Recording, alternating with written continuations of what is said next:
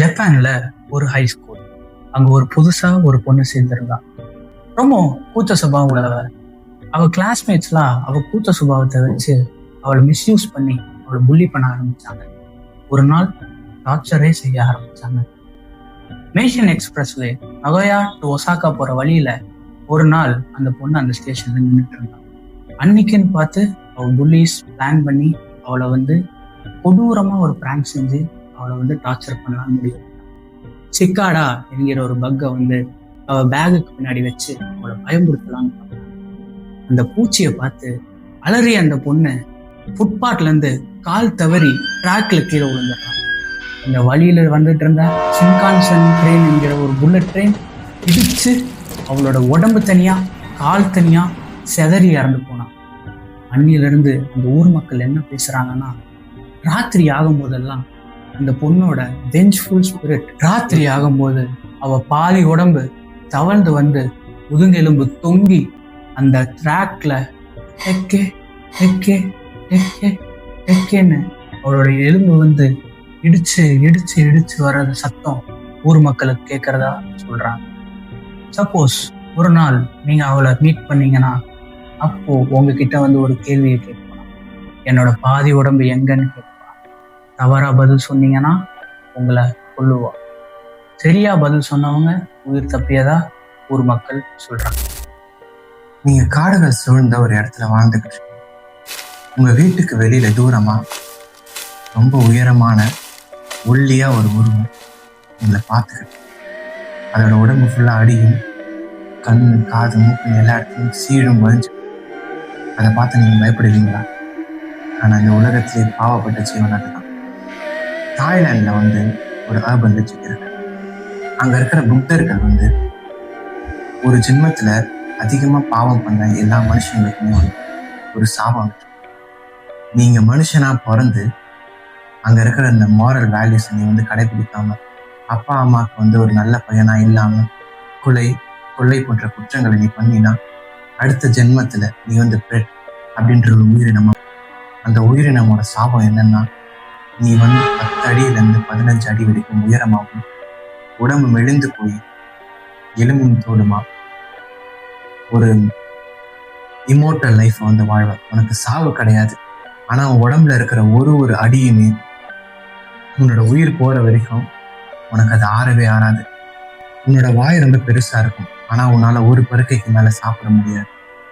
உன்னோட ரத்தமும் உன்னோட சீழுமே தான் உனக்கு உணவா நீ சாப்பிடுற வேலை.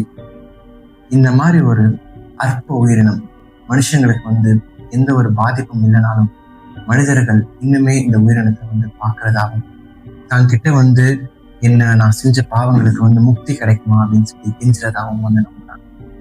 இப்பவுமே அங்க போன பல மனிதர்கள் பல டூரிஸ்ட் அந்த இருந்த காட்டுகளுக்கு நடுவுல காடுகள் பக்கத்துல இந்த உயிரினத்தை பார்த்துக்கிறதா சொல்றாங்க.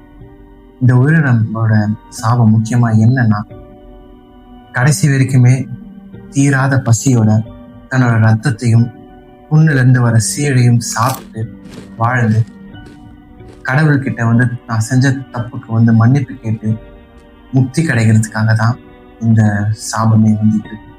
அது வரைக்கும் அது தீராத பசியோட இந்த சீழோட புண்ணோட இந்த உலகத்துல தான் வாழ்ந்துகிட்டு இருக்கோம். ஒரு 140 வருஷத்துக்கு முன்னாடி கட்டப்பட்ட பிரிட்ஜுக்கும் இப்போ 3 வருஷம் முன்னாடி நடந்த ஒரு கொலைக்கும் சம்மந்தம் இருக்குன்னு சொன்னா அவங்களால நம்ப முடியுமா? யூஎஸ் டெக்சஸ் 1840s டென்டன் கண்டெய்னர் ஸ்டேட்ல ஹிக்கரி க்ரீக்குங்கிற ஊர்ல கட்டப்பட்ட பிரிட்ஜ் தான் இந்த ஆல்டன் பிரிட்ஜ். அந்த பிரிட்ஜுக்கு பக்கத்திலே வாழ்ந்த ஒரு கருப்பினத்தவரின் பேர் தான் ஆஸ்கர் வாஷ்பர்ன்.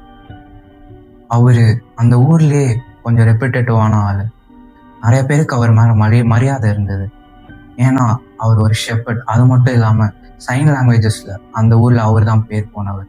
அந்த ஊர்ல அவர் மரியாதையோட வாழ்றது அந்த ஊர்ல இருக்க சில ஒயிட்ஸுக்கு பிடிக்கல. அவங்களே கேன்னு அவங்களே கூப்பிட்டுக்கிறாங்க. ஒரு நாள் அந்த ஆல்டன் பிரிட்ஜ்ல ஆஸ்கர் வாஷ்பர்னை அங்க இருக்க அந்த கேகே மெம்பர்ஸ் கழுத்துல கயிறு கட்டி அவர் அந்த பிரிட்ஜுக்கு கீழே தொங்க விட்டு கொல்லலான்னு நினைச்சாங்க. அதே மாதிரி எக்ஸிக்யூட்டும் பண்ணாங்க. அவரை கரெக்டாக கீழே தள்ளி விட்டாங்க. அவர் செத்துட்டு இருக்கிற சத்தத்தை கேட்டு உயிருக்கு யாராவது காப்பாத்துங்கன்னு கத்திட்டு இருந்த கூச்சலை கேட்டு அவங்க ரசிச்சுட்டு இருந்தாங்க. ஆனா அவங்களுக்கு அப்ப தெரியல, கொஞ்ச நேரத்துல அந்த கயித்துல யாரும் இருக்க மாட்டாங்கன்னு. ரசிச்சுட்டு இருந்த டைம்ல அந்த கயித்துல கீழே போய் என்ன இருக்குன்னு எட்டி பார்த்தப்பதான் தெரிஞ்சது அங்க ஆஸ்கர் வாஷ்மேன் இல்லைன்னு. அதிர்ச்சியிலையும் கோவத்திலையும் என்ன பண்றதுன்னு தெரியாம அந்த கேகேகே மெம்பர்ஸ் ஆஸ்கர் வாஷ்பர்னோட வீட்டை எரிக்க பார்த்தாங்க. வீட்டோட சேர்த்து அங்க இருக்கிற அவங்க ஒய்ஃப், குழந்தைங்க, குடும்பத்தோட எரிக்க பார்த்தாங்க. நினைச்ச மாதிரியும் எரிச்சாங்க. எரிச்சு முடிச்சு அவ்வளவுதான் முடிஞ்சதுன்னு பின்னாடி திரும்பின டைம்ல அங்க சாம்பலோட சேர்ந்து ஒரு உருவம் வந்து, அந்த உருவத்தை தான் கோட்மேன்னு இப்ப எல்லாம் நம்பிட்டு இருக்காங்க. அந்த உருவத்தோட மேல் பகுதி, அதாவது ஷோல்டர்ல இருந்து இடுப்பு வரைக்கும் ஒரு மனுஷனோட உடம்பாகவும் மற்றதெல்லாம் ஆடாகவும் அங்க இருக்கிறவங்க நம்பிட்டு இருக்காங்க இன்னைய வரைக்கும். அந்த உருவத்தோட தலையும் ஒரு ஆடு தலை, அது மட்டும் இல்லாம அதோட கண்ணு சிவப்பு கலர்ல மின்னும் அப்படின்னு அங்க இருக்கிறவங்க நம்புறாங்க. அந்த கேகேகே மெம்பர்ஸும் அதை பார்த்ததா சொல்றாங்க. இப்போ வரைக்கும் அங்க இருக்கிற லோக்கல்ஸ் மற்றும் அந்த அங்க வர டூரிஸ்டும் இதை நம்புறாங்க.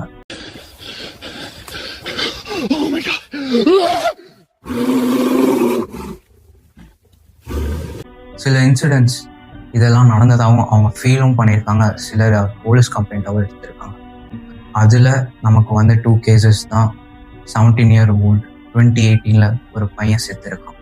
அண்ட் இப்போ ரீசெண்டாக நான் ஸ்டார்டிங்கில் சொன்ன மாதிரி 2023 ஒரு 42 year old மேன் சுட்டு கொண்டிருக்காங்க.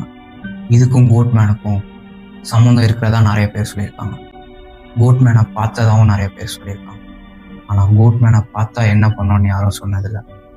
ஒருவேளை நீங்கள் கோட்மேனை பார்த்தா, நீங்கள் ஒரு கிராமத்தில் ஒரு வயல்வெளிக்கு நடுவில் தனியாக நடந்து போயிட்டுருக்கீங்க. அப்படி நடந்து போயிட்டு இருக்கும்போது ஒரு பணம் உடம்பு ஃபுல்லாக ரேப் பண்ணப்பட்ட ஒரு பணம் தவிழ்ந்தோ இல்லை எகிரி குதிச்சோ உங்ககிட்ட வந்து என்னை கழட்டி விடு அப்படின்னு சொன்னால் நீங்கள் அந்த பணத்தை அன்ரேப் பண்ணு. இப்படிப்பட்ட சம்பவம் இந்தோனேஷியாவில் நடந்ததா இப்போ நடக்கிறதா இந்தோனேஷியன் மக்கள் வந்து நம்புறாங்க. 1800களில் இந்தோனேஷியா முழுவதும் இந்த முஸ்லிம் கலாச்சாரங்கள் அதிகமாக இருந்தப்ப அங்கே வந்து ஒரு பியூரியலை வந்து ஃபாலோ பண்ணியிருக்காங்க. என்னன்னா, இறந்தவங்களை வந்து 40 நாள் ரேப் பண்ணி வச்சிருப்பாங்க. அந்த 40 நாள் முடிஞ்சதுக்கு அப்புறம் அவங்களோட உடலை வந்து அந்த வெள்ளை துணியிலேருந்து அன்ரேப் பண்ணும். ஏன் அப்படின்னா, அந்த 40 நாள் வந்து அவங்களோட உடல்ல வந்து ஆன்மா அங்கே இருந்து அந்த ஆன்மா வந்து கடவுள்கிட்ட போறதுக்காக ரேப் பண்ணி வச்சிருப்பாங்க. அந்த ரேப்பை கலட்டினாதான் அந்த ஆன்மா வந்து சாந்தி அடையும். அந்த ரேப் இருக்கிற வரைக்கும் அவங்க ப்ரேயர் பண்ணுவாங்க. சப்போஸ் அந்த ஊர்ல என்னைக்காச்சும் சில பேர் அந்த ரேப் பண்றதை அன்ரேப் பண்றதுக்கு எந்த ஒரு சொந்தமும் இல்லாம அந்த பிணம் வந்து அனாதையா விடப்பட்டுச்சுன்னா, அந்த பிணம் அங்க இருக்கிற வயல்வெளிகள் பக்கத்துல எகிரி குதிச்சு தவழ்ந்தோ வந்து அங்க நடந்து போற மக்களை வந்து அந்த பியூரியலை வந்து கழட்டி விடுங்க, அந்த ரேப் வந்து கழட்டி விடுங்க பயன்படுத்துறா அந்த ஊர் மக்கள் பலரும் வந்து அங்க பேசிட்டு இருக்காங்க. Astaga, apa itu? Ya Allah, beneran pocong ya? ஆனா இதுல என்ன ஒரு வித்தியாசம் அப்படின்னா, அங்க இருந்த ஒருத்தர் மட்டும், என் பக்கத்து வீட்டுக்காரர் இதை சொன்னாரு, நான் இதை என்னைக்காச்சும் பார்த்தேன்னா கண்டிப்பா நான் அதை கழட்டி விடுவேன் அப்படின்னு வந்து அவர் சொன்னார். ஊர் மக்கள் எல்லாருமே வந்து இவர் வந்து ஒரு முட்டாள் அப்படின்னு சொல்லி சொன்னாங்க. ஒரு நாள் அந்த ஆளு அந்த பியூரியலை வந்து பார்த்தார். அவர் வந்து நடந்து போயிட்டு இருக்கும்போது ஒரு பியூரியல் அவர்கிட்ட வந்து என்னை அன்ராப் பண்ணி விடுன்னு சொல்லி, மற்ற மக்கள் மாதிரி அங்க இருந்து ஓடாம பயப்படாம அவர் கண்ணை மூடிக்கிட்டு அது எதிர்பார்த்த அந்த வேலையை வந்து செஞ்சார். அவர் வந்து அந்த பியூரோல கலட்டி விட்டதா அடுத்த நாள் அந்த ஊர் மக்கள் கிட்ட வந்து சொன்னார். ஊர் மக்கள் கிட்ட என்ன சொன்னார்னா, அந்த பியூரோல என்கிட்ட வந்து பேசிச்சு, அது ரொம்ப கஷ்டத்துல இருக்கிறதாகவும் தான் ஒரு இடத்துல அடப்பட்டு இருக்கிறதாகவும் போக வேண்டிய இடத்துக்கு இன்னும் போகாததாகவும் வந்து சொல்லுச்சுன்னு சொன்னார். அப்படி சொன்ன பொழுதுல அவர் வந்து அந்த பியூரோல வந்து கட்டி அணைச்சு அந்த கயிறை கழட்டி விட்டதாகவும், கழட்டி விட்டு அடுத்த நொடி அந்த பணம் கீழே விழுந்து எந்த ஒரு அசைவும் இல்லாததாகவும் சொன்னார். அந்த பணத்தையும் அந்த ஊர் மக்கள் சேர்ந்து பிரிச்சாங்க. ஆனா அதுக்கு 3வது நாள் அவரோட நடவடிக்கைகளில் வித்தியாசம் கொஞ்சம் கொஞ்சமாக தெரியப்பட்டு அன்னைக்கு நைட்டு அந்த வீட்டு மொட்டை மாடியில இருந்து எல்லாரையும் கூப்பிட்டு சிரிச்சு அங்கிருந்து கீழே விழுந்து சிரிச்ச மேனிக்கு வந்து இறந்து கிடந்தார். யோசிச்சு பாருங்க, உங்க ஃப்ரெண்ட்ஸ் கூட நீங்க லாங் டிரைவ் போகலான்னு கார்ல ஒரு பிளான் போடுறீங்க. அப்படி போயிட்டு இருக்கிற கேப்ல 100 மீட்டர் டிஸ்டன்ஸ்ல ஒரு பொண்ணு ஃபுல் ஒயிட்ஸ்ல கையை விரிச்சிட்டு ஹிப்ஸை மட்டும் வியர்டா ஆட்டிட்டு டான்ஸ் ஆடிட்டுருக்காங்க. உங்களுக்கு எப்படி இருக்கும்? அதுதான் சர்பியாலே நடந்திருக்கு.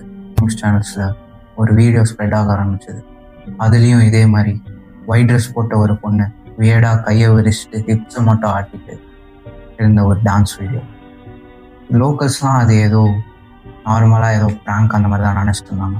ஆனால் அது அவங்கள அஃபெக்ட் பண்ணுற வரைக்கும் லோக்கல்ஸ் என்ன எக்ஸ்பீரியன்ஸ் பண்ணாங்கன்னா, ஒருவேளை அந்த லேடியை நீங்கள் ஐ கான்டாக்ட் வச்சாலோ, இல்லை அவங்க பக்கத்தில் நடந்து போனாலோ, இல்லை அவங்க தெரிகிற மாதிரி அவங்களுக்கு தெரிகிற மாதிரி நீங்கள் பார்த்தாலோ, அவங்க உடனே கத்தி எடுத்து உங்களை குத்த வர மாதிரி ஓடி வருவாங்க அப்படின்னு சொல்கிறாங்க. ஒருவேளை நீங்கள் அவங்கள பார்த்து அவங்க உங்களை பார்த்து ஓடி வந்தாங்கன்னா ஒன்றுமே பண்ண முடியாது, யூஆர் ஃபினிஷ்ட் அப்படின்னு அவங்க சொல்ல வராங்க. த சர்பியன் டான்சிங் லேடி 2018.